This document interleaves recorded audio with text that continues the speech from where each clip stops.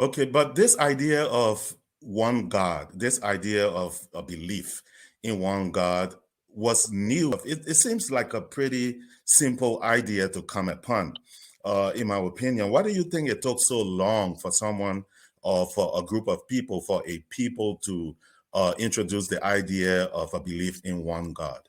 Right. So I'm glad you asked that, and it's a very complicated question because I don't actually think that the Jews, and now we're in the Persian period and beyond, were monotheistic.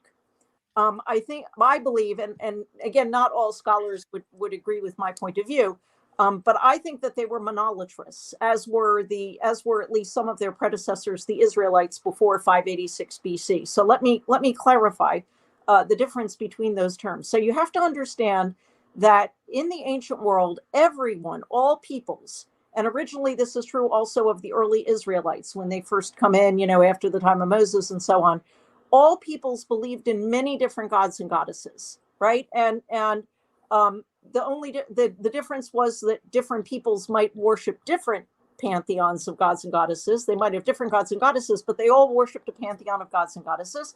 And and and pretty much all peoples, or sometimes individual cities or whatever, would have their own special patron deity, a national god or goddess who they worshiped above all others as their special protector. And the best example I can give you of this is the city of Athens, where the Athenians, of course, worshiped many different gods and goddesses, but Athena was the special patron deity of the city, and the city was named in her honor.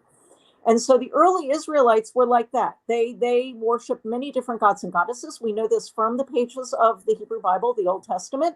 We also know of it from archaeological evidence, for example.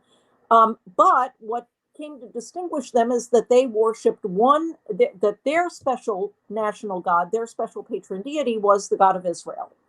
And eventually, a belief developed among some Israelites, not all Israelites, that the God of Israel was a jealous God who would not tolerate the worship of other gods alongside him.